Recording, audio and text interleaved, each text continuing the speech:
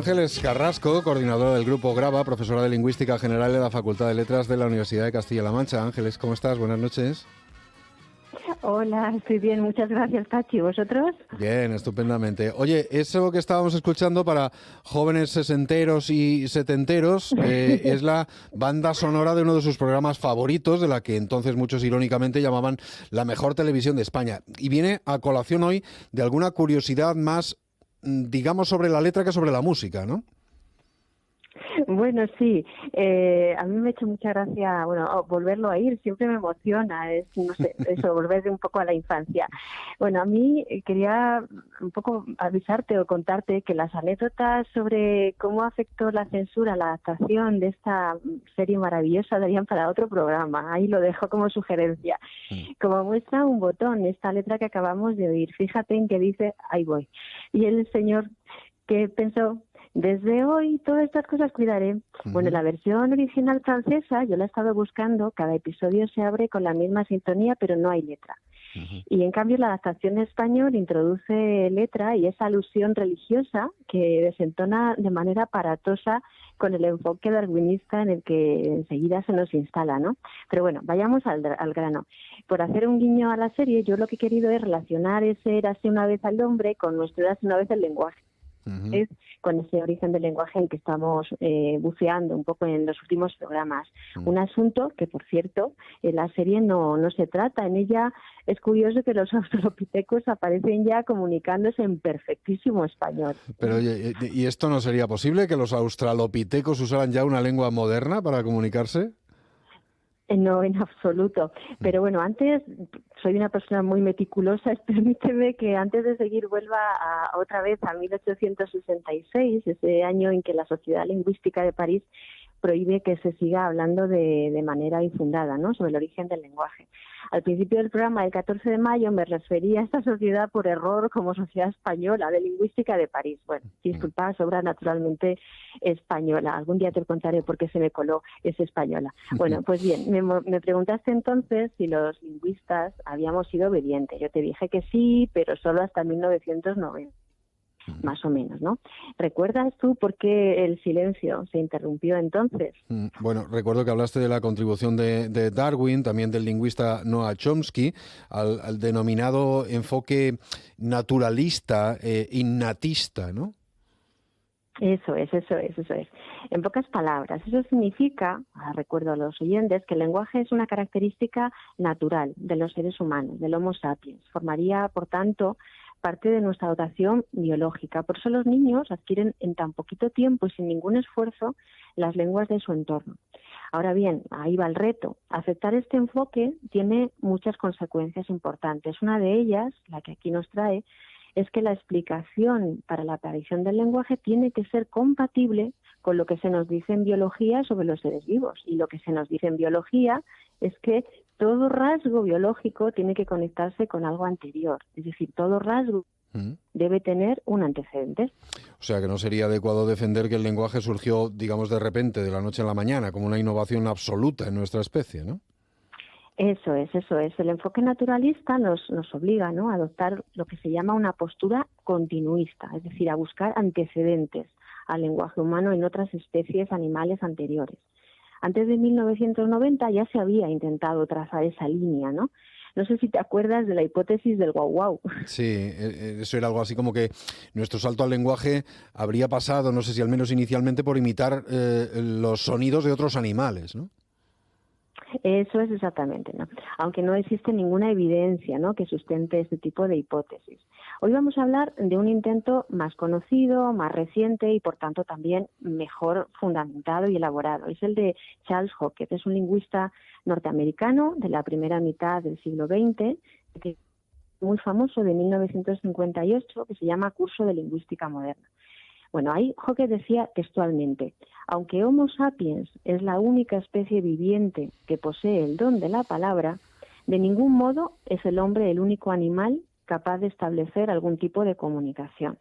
Si nos fijamos, se hace referencia al carácter único del lenguaje humano, pero al mismo tiempo hay una pista para sortear ese obstáculo, ¿no?, considerarlo un comportamiento comunicativo, uno más dentro de los comportamientos comunicativos que hallamos en el reino animal. Ujú. Bueno, es interesante la reflexión. Lo que no veo es cómo nos ayuda ese enfoque a descubrir cómo apareció el lenguaje.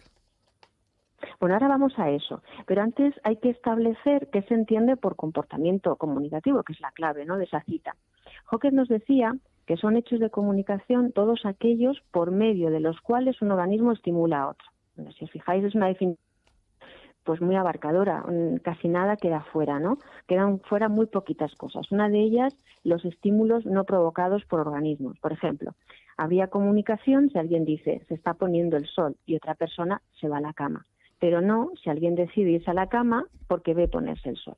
Y otra de las cosas que quedarían fuera son las acciones directas. Por ejemplo, habría comunicación si un camarero hace salir de su local a un cliente utilizando un gesto amenazador, pero no si ese mismo camarero lo coge del cuello y lo echa fuera, ¿no? Ujú.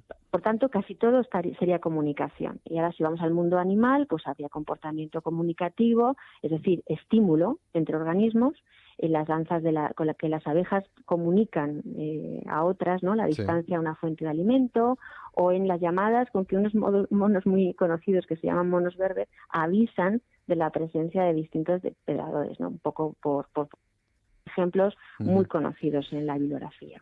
Lo entiendo, pero ¿no se trata de comportamientos comunicativos muy distintos del lenguaje humano? Eso es, y vamos enseguida a esa sospecha tuya, efectivamente. Pero suponte que podamos identificar propiedades definitorias en común que nos permitan compararlos. Esa es justo la idea de Hawking.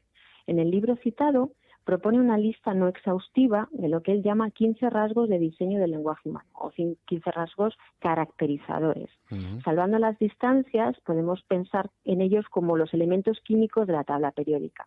Como los oyentes estarán imaginando, pues el lenguaje humano los tendría todos.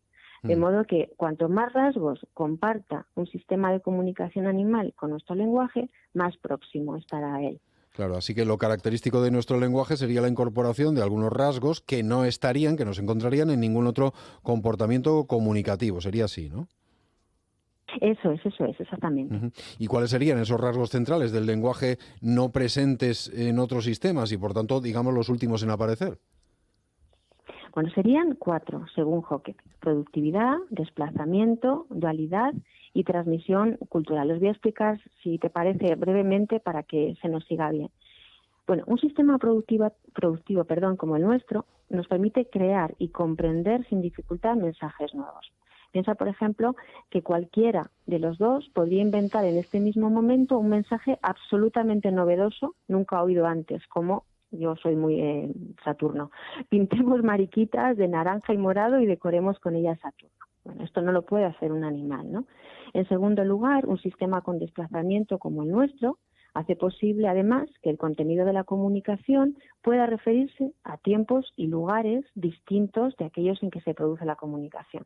Por eso nosotros dos podemos contarnos el fin de semana, lo que hicimos, Ujú. o podríamos adelantar, ¿no?, lo que planeamos hacer el próximo verano. Tampoco de esto pueden hablar los animales, ¿no? Ujú. La tercera propiedad sería la dualidad, y se manifiesta en el hecho de que dispongamos de un número finito de unidades sin significado, que son los sonidos, que podemos combinar para obtener distintas unidades con significado, por ejemplo, nuestras oraciones, nuestras palabras. Y por último, existe transmisión cultural, porque los hábitos lingüísticos se enseñan, ¿no? Los adultos los enseñan a los niños y los niños lo aprenden de los adultos. Y en ese proceso de enseñanza-aprendizaje están involucrados elementos simbólicos. Ujú. ¿Y cómo aparecerían esas características?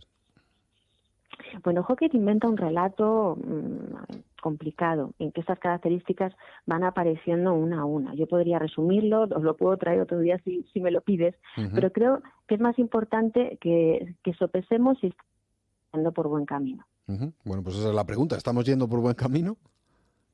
No, la bibliografía señala muchos problemas. Yo voy a voy a contar solamente 3, un poco por centrar la discusión. Uno de ellos es el englobar, ¿no?, bajo la etiqueta de comunicación, comportamientos que son muy, muy, muy heterogéneos, ¿no?, como llamadas que alertan de la presencia de depredadores o danzas que comunican fuente de alimento. Pero incluso para el caso del lenguaje humano, caracterizarlo como sistema de comunicación podría ser un problema. Por un lado, porque la comunicación no es la función del lenguaje, eso es un extraño, pero no es la función puesto que no la utilizamos para la comunicación de manera exclusiva. Y un ejemplo clarísimo son los juegos de simulación de los niños, ¿no? Que están en su habitación entreteniéndose, haciendo ruidos y tal.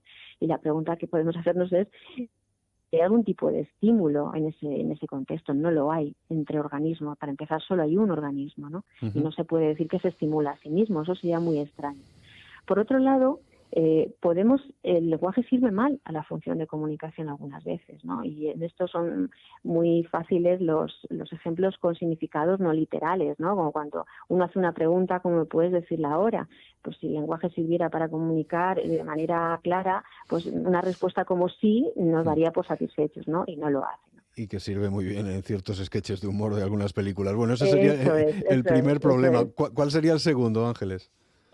Pues que los rasgos de diseño del lenguaje humano se imponen a los comportamientos animales, cuando lo que debería haberse hecho es definirlos de manera autónoma. Por ejemplo, no está entre los rasgos de Hockett, pero imaginemos que estuviera una propiedad como la de contener sílabas, ¿no? ¿Qué nos diría sobre la naturaleza de las abejas, la ausencia de esta propiedad de tener sílabas, ¿no? Bueno, pues en esa misma línea no se discute en ningún momento el significado de compartir con el lenguaje humano 6, 7 o 10 propiedades, ¿no? Eso es un problema también. Bueno, no nos va a dar casi tiempo a las conclusiones, pero sí identifícame o cuéntame el tercer problema. ¿Qué nos decías? Bueno, te lo sumo un poco, pues que las diferencias entre unos y otros son cualitativas, ¿no? No hay que contar, sino ver de qué se trata, ¿no? Estamos comparando realidades muy diferentes, ¿no? Veamos por qué. Pues en primer lugar, las señales animales sirven únicamente para satisfacer necesidades biológicas, ¿no? Hemos mencionado dos, como alertar de la presencia de depredadores, informar de fuente de alimento. No es el caso del lenguaje humano. Cuando yo te digo buenos días, no satisfago ninguna necesidad. Una tercera sería también el buscar pareja, ¿no? Y repito, esto no es lo que hacemos habitualmente. Si utilizamos el lenguaje para otras cosas que no son esas necesidades. En segundo lugar, siempre están conectadas con experiencias vitales concretas, ¿no? La proximidad de una amenaza, etcétera. No es nuestro caso.